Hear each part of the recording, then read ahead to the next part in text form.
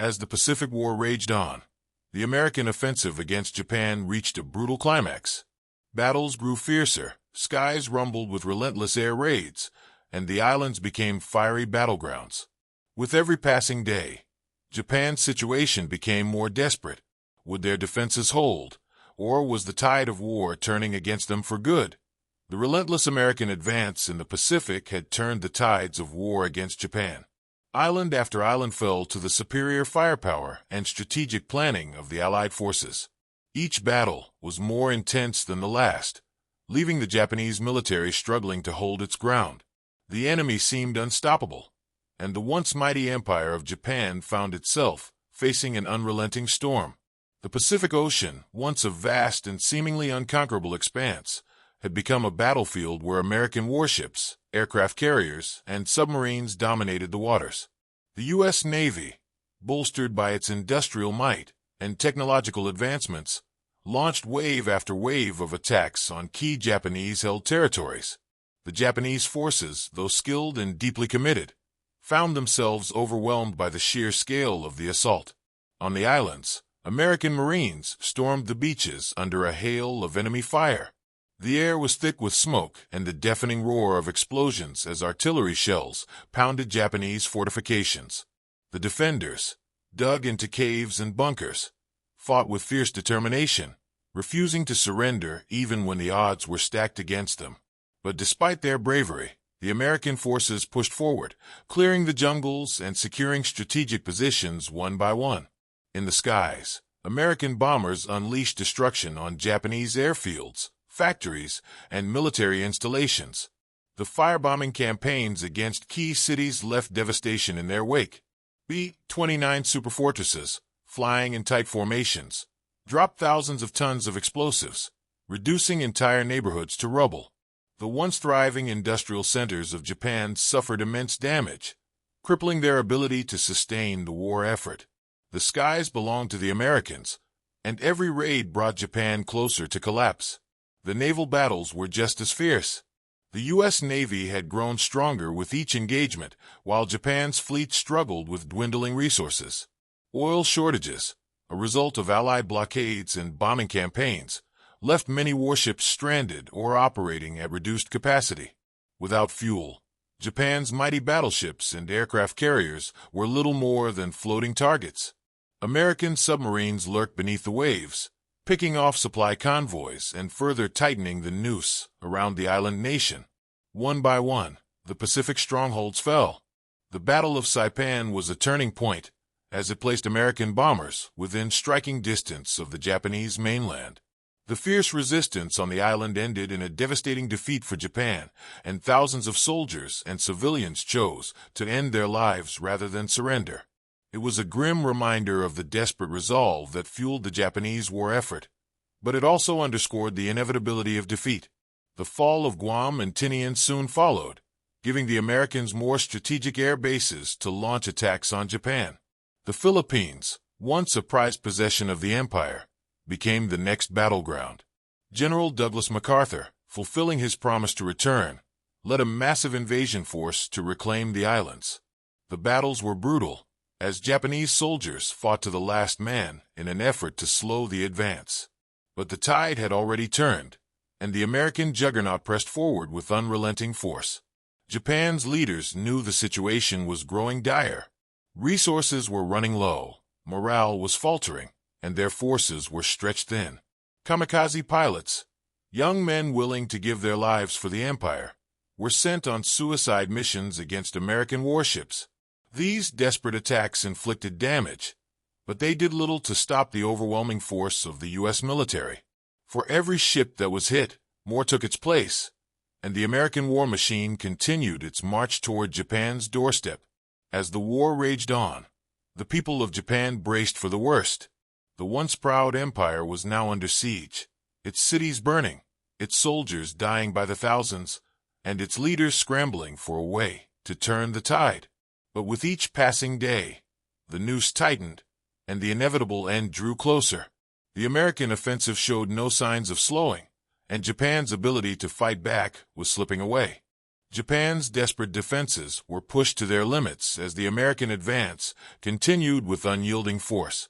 The Imperial Army, once feared across the Pacific, now found itself on the defensive, scrambling to hold onto what little ground remained. Every island, every stronghold, every last inch of territory became a battleground where soldiers fought with an almost fanatical resolve. The leadership in Tokyo refused to consider surrender, clinging to the belief that sheer determination could somehow turn the tide. The once formidable defensive lines, constructed with elaborate bunkers, underground tunnels, and artillery positions, were being systematically dismantled by the overwhelming firepower of the American forces. Japan's generals, faced with dwindling supplies and exhausted troops, devised strategies centered on attrition, hoping to inflict enough casualties to force the enemy into negotiating a ceasefire. However, the American forces had learned from previous engagements and adapted their tactics, ensuring that every battle pushed deeper into Japan's defenses. On the ground, Japanese soldiers fortified themselves in dense jungles, mountains, and caves, setting traps and preparing ambushes. The skies above Japan had become a battlefield of relentless destruction. American bombers flew in massive formations, their engines droning like an unending storm as they delivered payloads of devastation onto military targets, industrial centers, and cities. The once proud empire, which had launched its own surprise attacks at the beginning of the war, now found itself at the mercy of enemy aircraft. The weight of destruction bore down on Japan as the American offensive pushed the empire to its breaking point. Cities lay in ruins, military forces were stretched beyond their limits, and the population lived in a state of constant fear. The skies, once patrolled by Japanese pilots, now belonged to American bombers that rained fire upon the homeland. Naval power had dwindled to a fraction of its former strength, leaving the nation vulnerable to the tightening grip of its enemy. Every battle lost made survival seem less certain, and the war machine that had once expanded across the Pacific was now collapsing under the relentless assault. In the final desperate months, Japan's leaders faced the grim reality that victory was no longer within reach.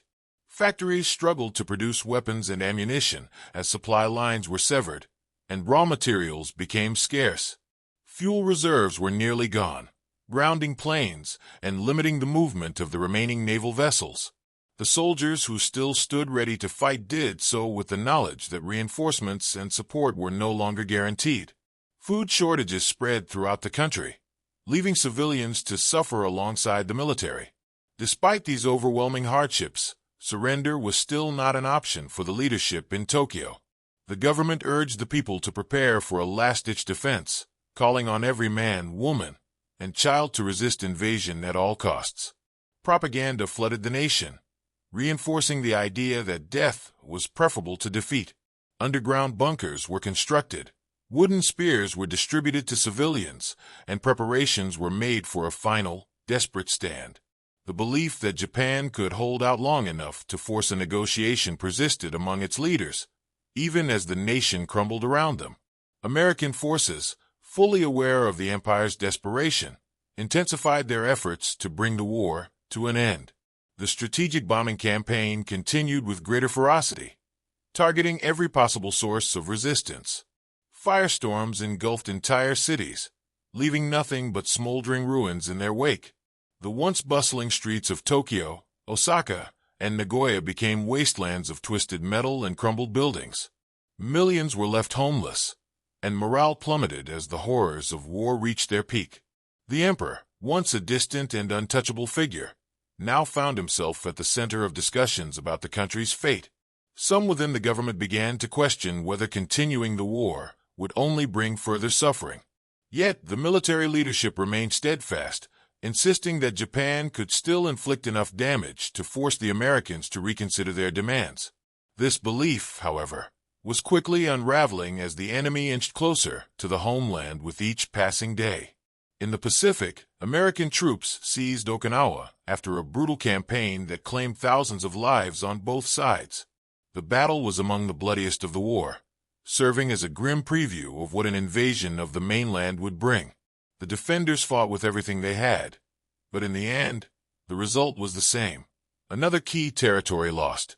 Kamikaze pilots launched desperate suicide attacks against U.S. naval forces, sinking some ships and damaging others. But these efforts failed to change the course of the war. Each loss further cemented the reality that Japan's time was running out. With every city that burned, every stronghold that fell, and the war had reached its final unbearable moments. The once mighty empire stood on the edge of total collapse, its cities reduced to ruins, its military shattered, and its people left with little hope. The last remaining defenders clung to their duty, but even they could see the inevitable. Every battle had brought Japan closer to defeat, and now the only question that remained was how it would all end. In the wake of the firebombings, entire regions lay in ashes, and the air carried the scent of destruction. Families searched desperately for lost loved ones in the wreckage, while soldiers, battered and weary, prepared for an invasion that had not yet come. The government still spoke of resistance, but reality painted a different picture. Japan was isolated, its allies defeated, its supply lines cut off. The American forces stood ready to strike the final blow, and there was nothing left to stop them. Then came the moment that changed history forever. Without warning, a single American bomber appeared over Hiroshima, releasing a weapon unlike anything the world had ever seen. The explosion turned day into night, engulfing the city in an instant. A cloud of fire and smoke rose into the sky, leaving behind only devastation. Tens of thousands perished within moments, and those who survived were left wandering through the burning remains, their bodies scarred by an unimaginable force. The world had entered a new era of warfare, one that held power beyond human comprehension. Shock and disbelief spread across the nation. Messages from Hiroshima described a catastrophe that no one could understand. The emperor's advisors were shaken, yet the military command still hesitated. But their indecision was shattered when, only days later, another bomb fell upon Nagasaki. Once again, a city vanished in a blinding flash, and the horror of war reached its most terrifying peak. At last, there was no denying the truth. Japan could no longer fight. There were no more weapons, no more defenses, and no hope of victory. The people had endured more suffering than they could bear, and the emperor, who had remained silent for so long, made the most difficult decision in the history of his empire. On August 15th, the voice of Emperor Hirohito echoed across the country in a radio broadcast that stunned the nation. For the first time, he spoke directly to his people, his words carrying the weight of finality. Japan would surrender. The war, which had consumed the world in fire and bloodshed, was over. Some wept, some fell to their knees in disbelief, and others simply stood in silence, unable to process what had happened. For those who had survived, the days that followed were filled with uncertainty. The American occupation began, and Japan, once a proud and powerful force, was now under the control of its former enemy. Soldiers laid down their arms, factories fell silent, and the nation faced the daunting task of rebuilding from the ashes. The scars of war would remain for generations, but with the end of the conflict came the possibility of something new, a future no longer defined by destruction, but by the hope of peace. And so, the war that had reshaped the world came to a close, not with a final battle, but with the acceptance of what could not be changed. The empire that had once sought to dominate the Pacific had been humbled, its power broken. Yet from its defeat, a new path emerged, one that would transform Japan in ways no one could have imagined. The world had changed forever, and from the ruins of war, a new chapter was about to begin.